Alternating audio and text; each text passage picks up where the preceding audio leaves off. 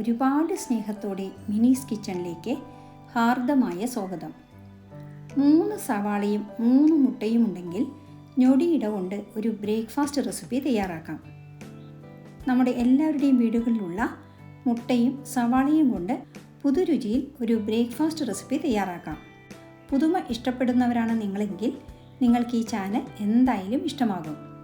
ഈ റെസിപ്പി ബ്രേക്ക്ഫാസ്റ്റിന് മാത്രമല്ല ലഞ്ച് ബോക്സിൽ കൊണ്ടുപോകാനും അനുയോജ്യമാണ്. വീഡിയോയിലേക്ക് പോകുന്നതിന് മുമ്പ് നിങ്ങൾ ആദ്യമായിട്ടാണ് നമ്മുടെ ഈ ചാനൽ കാണുന്നതെങ്കിൽ ഒന്ന് സബ്സ്ക്രൈബ് ചെയ്ത് താഴെ കാണുന്ന ബെൽ ബട്ടണിലെ ആൾ എന്ന ഓപ്ഷൻ കൂടി ഇനേബിൾ ചെയ്യണേ. എന്നാലേ നമ്മളിടുന്ന വീഡിയോസിൻ്റെ തുടർ നോട്ടിഫിക്കേഷൻ നിങ്ങൾക്കുടനെ ലഭിക്കുകയുള്ളൂ. അപ്പോൾ നമുക്ക് ഈ ബ്രേക്ക്ഫാസ്റ്റ് റെസിപ്പി ഉണ്ടാക്കുന്നത് എങ്ങനെയെന്ന് നോക്കാം. സവാള വഴറ്റിയാണ് നമ്മളിതുണ്ടാക്കുന്നത്. പച്ച സവാള ചേർക്കുന്നതിന് പകരം വഴറ്റി സവാള ചേർത്താൽ ടേസ്റ്റ് കുറച്ചുകൂടി നന്നായിരിക്കും.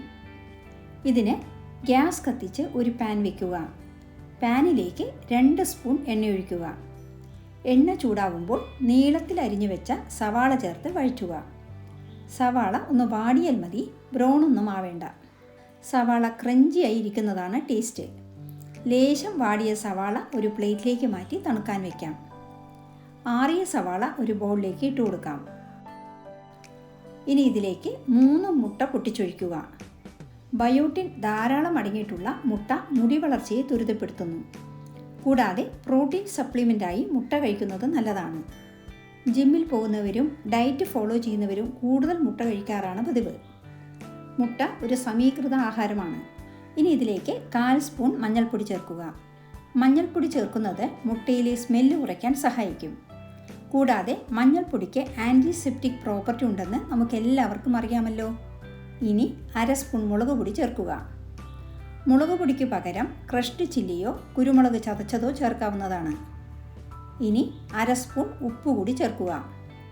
ഉപ്പ് കൂടുതലാവരുത്, നോക്കി ചേർക്കുക.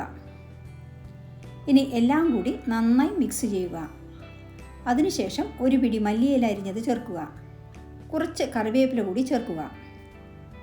വിറ്റാമിൻ എ ധാരാളം അടങ്ങിയ മല്ലിയിലയും കറിവേപ്പിലയും നമ്മുടെ ഭക്ഷണത്തിൽ പരമാവധി ഉപയോഗപ്പെടുത്തുക.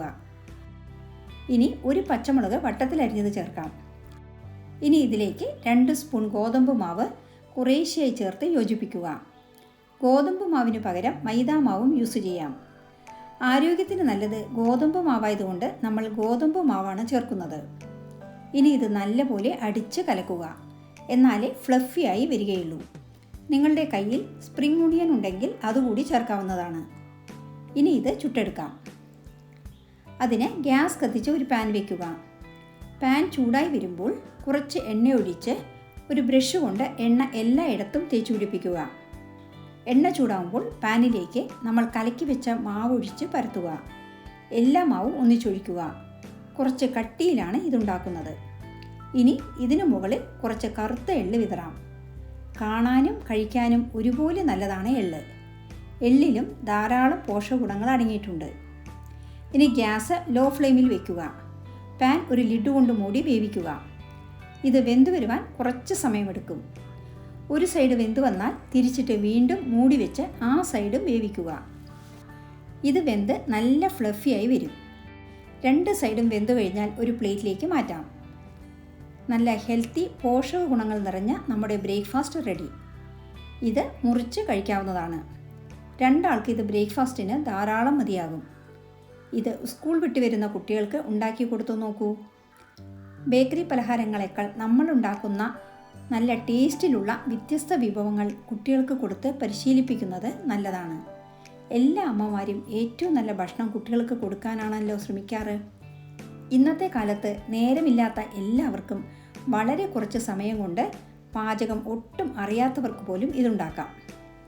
ഈ റെസിപ്പി എല്ലാവർക്കും ഇഷ്ടമായെന്ന് കരുതട്ടെ. ഈ വീഡിയോ ഇഷ്ടമായാൽ ലൈക്ക് ചെയ്യാനും നിങ്ങളുടെ പ്രിയപ്പെട്ടവർക്ക് ഷെയർ ചെയ്യാനും മറക്കരുതേ. കൂടാതെ നിങ്ങളുടെ വിലയേറിയ അഭിപ്രായങ്ങൾ താഴെ കമൻറ്റ് ബോക്സിൽ രേഖപ്പെടുത്തുമല്ലോ.